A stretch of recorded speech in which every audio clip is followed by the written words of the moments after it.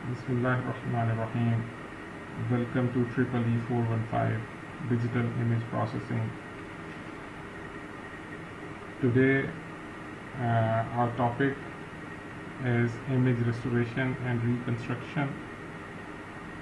आपके साथ इससे पहले एक वीडियो शेयर की जा चुकी है लेक्चर नंबर 2 के लिए।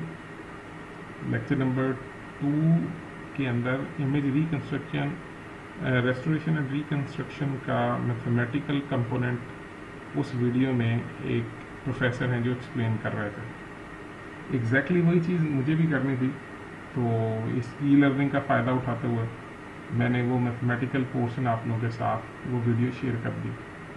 उसका पार्ट 2 और पार्ट 3 भी है उसी मैथमेटिकल रेस्टोरेशन का, कि इसके पीछे मैथमेटिकल मॉडल क्या होता है रेस्टोरेशन और रिकंस्ट्रक्शन का। तो वो मैं आपके साथ इंशाल्लाह शेयर कर दूंगा। अगर हमें ज़रूरत पड़ती है, अगर आप लोगों के क्वेश्चन उस तरह के आते हैं, वो डेफिनेटली हमारे इस वीक का लेक्चर नंबर 3 होगा। तो देखते हैं आज का हमारा एजेंडा क्या है, हमने आज क्या स्टडी करना है। तो आज के टॉपिक के अंदर हमें ये देखना है कि इमेज रेस्टोरेशन क्या होती है, या इमेजरी जो हमने यहाँ देखा है कि इमेज को दोबारा रिकंस्ट्रक्ट कैसे किया जाता है। ठीक है, इमेज को कैसे रिकंस्ट्रक्शन करेंगे और कैसे रीस्टोर करेंगे कि वो अपनी ओरिजिनल हालत में आए। तो पहली चीज़ जो हमें ये पढ़नी है, देखनी है, वो ये है कि इमेज रिस्टोरेशन है क्या। ये सब कुछ करने से पहले थोड़ा सा रिकैप करें कि हम इससे पहले करते क्या आए हैं। इमेज रिस्टोरेशन से भी मुराद, आपको ये थोड़ा बहुत अगर आप बुक में देखें तो इसकी एक्सप्लेनेशन कुछ ऐसी लिखी हुई है कि ये और इमेज इन्हांसमेंट जो है वो थोड़ी सी ओवरलैप करते हैं। कि इमेज रिस्टोरेशन में भी हम अपने इमेज को इन्हांस कर रहे होते हैं, अपने इमेज को कोशिश कर रहे होते हैं कि इट लुक्स बेटर, कि वो बेहतर लग रहा हो अपना इमेज। तो इससे पहले जो ये काम हम करके आए हैं वो हम अगर स्पेशल डोमेन की बात करें, और ऑब्वियसली हमने टाइम फ्रीक्वेंसी डोमेन में भी ये काम किए हैं। स्पेशल डोमेन में हमने इमेज इन्हांसमेंट को किया और इमेज को हमने इम्प्रूव की, उसकी क्वालिटी। क्या किया हमने एवरेजिंग या लो पास फिल्टर, लो पास अगेन फ्रीक्वेंसी में एवरेजिंग या लो पास फिल्टर अप्लाई किया गॉसियन नॉइज को रिमूव करने के लिए। ठीक है, और आप लोग लैब 9 में भी देखेंगे कि लैब 9 में इस तरह की नॉइज़ हैं जो कि हम रिमूव करते हैं। लेकिन उन एग्जांपल्स में या उन क्वेश्चंस में हमारे पास नॉइज़ हमें पता होता है हम कौन सी ऐड कर रहे हैं, और उस नॉइज़ को देखते हुए हम ये भी अंदाज़ा लगा सकते हैं कि कौन सा फ़िल्टर जो है, या कौन सा मास्क, या कौन सा लो पास के, हाई पास के, गॉसियन के, लेप्लासियन, कौन सा फ़िल्टर है जो कि उस सिनेरियो में ज़्यादा अच्छा एक्ट करेगा। सिमिलरली हमारे पास जब impulsive noise I, salt and paper noise, तो हमने कहा कि उसको हमारा मीडियन फ़िल्टर बहुत अच्छा दूर कर लेता है और इमेज को इन्हांस कर देता है। अनशार्प मास्किंग आई कि हम डिटेल्स को इन्हांस कर लें। ये सारे काम जो थे ये हमने स्पेशल और फोरियर फ्रीक्वेंसी डोमेन दोनों में हमने इनको स्टडी किया, और आपने लेक्चर नंबर 1 में ये काम फोरियर डोमेन में भी डिटेल में देखा है। अब बेसिकली सवाल यहाँ हमारे पास जो कि एक बड़ा आप लोगों के जहन में भी होगा, और जो हमारा पॉइंट नंबर 2 भी है, इमेज डिग्रेडेशन मॉडल। इमेज जो है वो करप्ट होता कैसे, डिग्रेड कैसे हो जाता है, किन वजूहात की बिना पर डिग्रेड होता है। ये एक बड़ा इंपॉर्टेंट क्वेश्चन है, इसको जहन में रखिएगा। इसका हमने स्लाइड्स में इसका हम देखेंगे कि क्या है, कि क्यों हो जाता है डिग्रेड आपका इमेज। क्या पड़ा पड़ा ख़राब हो जाता है, क्या कोई ऐसी चीज़ है कि ये बहुत देर आपके पास रही और ख़राब होगी, जिस तरह हमारी पुरानी तस्वीर थी जब हम कैप्चर किया करते थे, तो वो अगर पड़ी रहें तो वो स्टेल हो जाती हैं, कलर लूज करने लग जाती हैं। और फिर तीसरी इंपॉर्टेंट चीज़ जो आज हमने देखनी है कि नॉइज़ मॉडल्स क्या है। ठीक है, और फिर हम देखेंगे कि उन नॉइज़ मॉडल्स को हम बहुत अच्छा रिप्रेजेंट कर सकते हैं, उसकी करेक्टरिस्टिक्स शो करवा सकते हैं प्रोबेबिलिटी डेंसिटी फंक्शन से, पीडीएफ्स के थ्रू अपने प्रोबेबिलिटी में, सिग्नल सिस्टम में इन चीज़ों को, या linear algebra, linear system theory वगैरह में कहीं पढ़ा होगा। और लास्ट पॉइंट जिसको शायद हम आज इतनी डिटेल में टच ना करें, लेकिन हम स्पेशल डोमेन में देखेंगे कि रेस्टोरेशन का प्रोसेस है क्या। तो लेट्स मूव ऑन। ये वो रेस्टोरेशन की एक डेफिनेशन है जो मैंने बुक से क्रॉप कर दी और मैंने इसको एक्सप्लेन कर दिया आपको कि ये होता क्या है, कि रेस्टोरेशन और एनहांसमेंट जो है ये ओवरलैप कर रहे होते हैं। रादर दोनों का डिफरेंस ये है कि हमने जो एक डिग्रेडेशन फंक्शन है जो यहाँ देखें, इससे उसको एक्सप्लेन करता हूँ कि आपके पास एक इनपुट इमेज है, ये आपके पास एक इनपुट इमेज है, वो किसी डिग्रेडेशन फंक्शन से गुजरता है। ये तो हम चूंकि अब उसको मॉडल कर रहे हैं तो इसलिए हम इसको खुद से गुजारेंगे, जस्ट टू कंपेयर के जो इमेज हमारे पास, जो डेटा हमारे पास आ रहा है वो किसके साथ ज़्यादा, जिसके क्लोज है ज़्यादा, उसका बिहेवियर क्या है। तो ये जो डिग्रेडेशन फंक्शन है ये कोई भी पॉइंट स्प्रेड फंक्शन हो सकता है, ठीक है, लाइक ब्लरिंग है, ये as can be your low pass filter in frequency domain, और अगर स्पेशल की बात कर रहे हो तो ये गैप ब्रिजिंग फिल्टर है। तो इसके पास ये एक डिग्रेडेड इमेज आता है, उस इमेज को वो जो फिल्टर से पास होता है उसके अंदर हम कुछ नॉइज खुद से ऐड करते हैं। अगेन मैं कह रहा हूँ ये मॉडल है, इसको रियल लाइफ इमेजेस के साथ हम लोगों ने कंपेयर करके अंडरस्टैंड करना है ताकि हम अपने इमेज को रिस्टोर करवा सकें। तो जब हम ये फंक्शन या फिल्टर जो है ये स्पेशल डोमेन में इस फिल्टर, इस इनपुट इमेज पे अप्लाई करते हैं, उसमें ये एक नॉइज़ है ईटा एक्स वाई, ये हम उसमें ऐड करते हैं, एडिटिव नॉइज़ है, तो हमारे पास जी ऑफ एक्स वाई एक डिग्रेडेड इमेज आता है, ठीक है। और हमारा सवाल क्या होगा कि पहले हमारा इन लेक्चर्स में, इन 2 लेक्चर्स में हमने इसको इंशाल्लाह फिनिश करना है कि पहले डिग्रेडेशन फंक्शन को मॉडल करना है और फिर हम इस डिग्रेडेशन फंक्शन को देखते हुए कोई एक ऐसा रेस्टोरेशन फिल्टर लगाना चाहते हैं जो हमें इस एफ ऑफ एक्स वाई की, ये देखें f cap of x y है, ये एफ ऑफ एक्स वाई नहीं है, f cap of x y से मुराद हमारी ये है कि वो कौन सा फिल्टर होगा जो हम अप्लाई करें इस जी ऑफ एक्स वाई पे कि हमारे पास एफ ऑफ एक्स वाई जो है वो close to F of x Y आ जाए। ये हैट है और ये हैट के बगैर है, तो ये एक एस्टिमेशन है।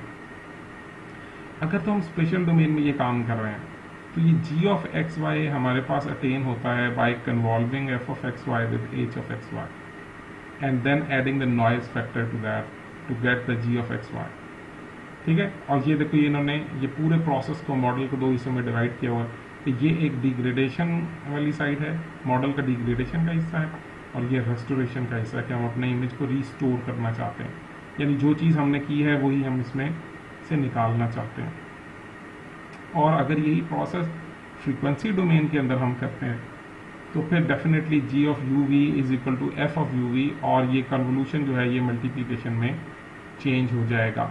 और हमने लेक्चर नंबर 1 के अंदर ये देखा था कि the cost for doing the same operation, the filtering operation in frequency domain is much lesser then in special domain. तो हम इस वाले काम को प्रेफर करते हैं, ठीक है। और हम देखेंगे कि इसके अंदर भी इवन डिग्रेडेशन और रिस्टोरेशन मॉडलिंग के अंदर भी हम यही काम करेंगे कि हम प्रेफर करेंगे कि फोरियर के अंदर आए, क्योंकि फोरियर का स्पेक्ट्रम जो होगा ना हमारे पास, ये जी ऑफ एक्स वाई का स्पेक्ट्रम, ये हमें बड़ा हेल्प आउट करेगा नॉइज़ के बिहेवियर को ऑब्जर्व करने के लिए।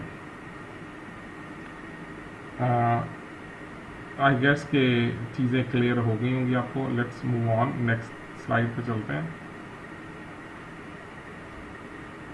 अब सवाल वो जो मैंने किया था कि नॉइज़ जो है किन वजूहात की बिना पर आती है, क्या वजह है कि आपके इमेज में नॉइज़ आ जाती है,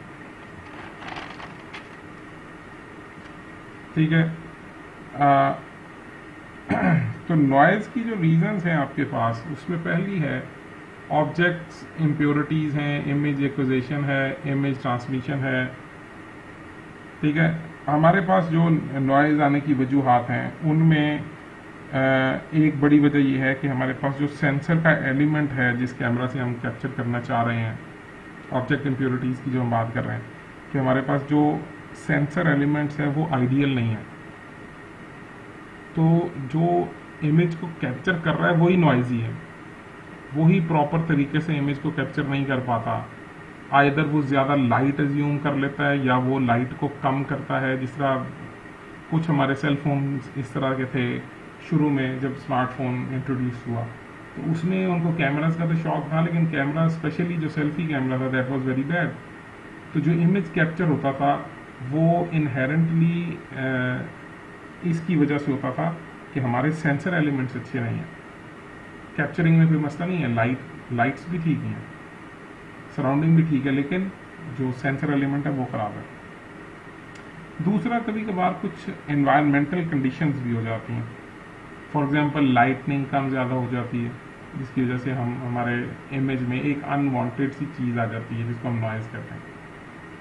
रिफ्लेक्शन हो जाती है, कोई सडनली कोई चीज़ गुजरी है या कोई बंदा गुजरा है, कोई बर्ड गुजरी है और सडनली इमेज कैप्चरिंग के दौरान आपके ऊपर थोड़ा सा शेडो या शेड आ गया, या सडनली आप किसी एक ब्रिज पे खड़े हैं इमेज एक्वायर करने के लिए और एनवायरमेंटल कंडीशन में ये है कि ये कोई बड़ा हैवी ट्रक वहाँ से गुजरता है, तो देर इज़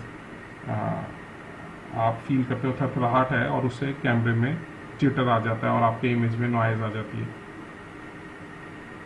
और एक और जो बड़ी वजह है वो ये है कि जो डिजिटाइजेशन का प्रोसेस है, हम जो कॉन्टीन्यूस डोमेन से डिस्क्रीट डोमेन में आते हैं, उसके अंदर हम अगेन आप लोग इससे अवेयर हो गए, जब हम क्वांटाइजेशन करते हैं या सैम्पलिंग तो इस चीज़ का ख्याल रखती है कि हम अपने सिग्नल को रीजनरेट कर लें, लेकिन क्वांटाइजेशन में इस चीज़ का ख्याल तो नहीं रखा जाता कि हम एग्जैक्टली उन्हीं वैल्यूज़ पे चले जाएं जो हमारे पास वैल्यूज़ रियल टाइम में थी। तो कुछ थोड़ी बहुत कमी बेशी जो है वो इमेज एक्विजिशन के अंदर, डिजिटाइजेशन प्रोसेस के अंदर भी आ जाती है। फिर स्टोरिंग के अंदर भी आती है कि जब आप अपने इमेज को कंप्रेस करके स्टोर करते हैं, तो JPEG format even introduce some sort of noise in your image as well. ठीक है, वो जो फॉर्मूला होता है, जिस तरह हमारे पास रियल वैल्यूज़ आ रही हैं और हम रियल वैल्यूज़ को जब मैप करने की कोशिश करते हैं इंटीजर वैल्यूज़ पे, तो तब हमारे पास जो है ये वाला प्रॉब्लम भी आ जाता है कि इमेज जो है वो नॉइजी हो जाता है। और एक और बड़ी वजह जो है वो है इमेज ट्रांसमिशन की, कि आप इमेज को ट्रांसमिट करते हैं एक जगह से दूसरी जगह और दरमियान में नेटवर्क पे कुछ एरर्स आते हैं, और जो कि बड़ी एक आम सी बात है, जिससे ये एरर्स जो हैं ये नॉर्मल एरर्स हैं और आपके पास सही डेटा रिसीव नहीं हो पाता। तो ये भी एक बड़ी वजह है आपके नॉइज़ ऐड होने की आपके इमेज के अंदर। तो बेसिकली अगर आपने देखा हो तो जो डिग्रेड कर रहा है हमारे इमेज को, वो दो चीज़ें हैं। One is that degradation function and the second one is that noise, कि जो एडिटिव नॉइज़ ऐड हो रही है। तो हमें इन चीज़ों को मॉडल करना है, हमें देखना है कि हम किस तरीके से इनको, अगर इस इम्पैक्ट को, ये जो इम्पैक्ट हम अपने इनपुट इमेज पे लगा रहे हैं, अगर हमें इसका आइडिया हो तो हम इसका रिवर्स कर रहे हैं, जो कि बड़ा सादा सा हमारे पास अप्रोच है, इंजीनियर्स की अप्रोच जो है, तो हम इस f(x, y) को दोबारा से हासिल कर सकते हैं। अब आपके पास जो नॉइज़ है वो इटसेल्फ एक प्रोबेबिलिटी डेंसिटी फंक्शन की तरह शो की जा सकती है। तो हमारे पास जो नॉइज़ है वो भी दो तरह की होगी।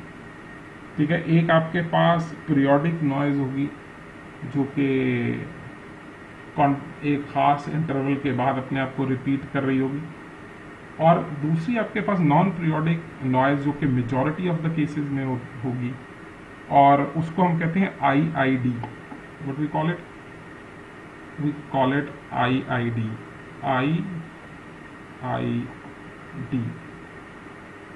IID stand for identically and independently distributed. ठीक है, ये किसी पैटर्न को फॉलो नहीं कर रहा होगा और ये नहीं देख रहा होगा कि मैं इस टाइम कौन सी पिक्सल लोकेशन पे हूँ, मैं सेंटर के करीब हूँ, मैं बाउंड्री वाली पिक्सल हूँ, क्या है।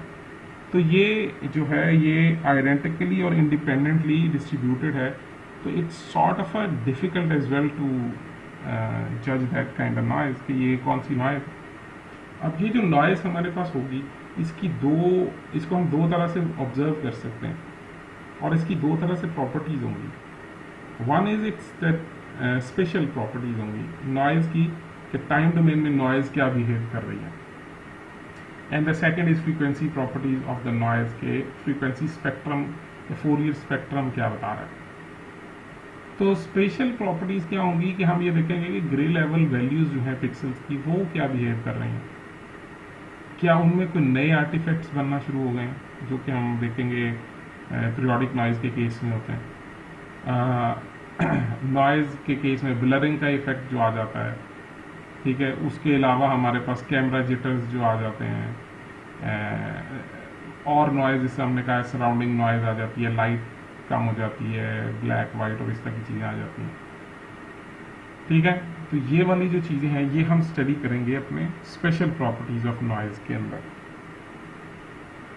तो coming on to the next model, next slide, that is हमारे पास इंपॉर्टेंट नॉइज पीडीएफ्स हैं, ठीक है. तो वी विल सी दैट.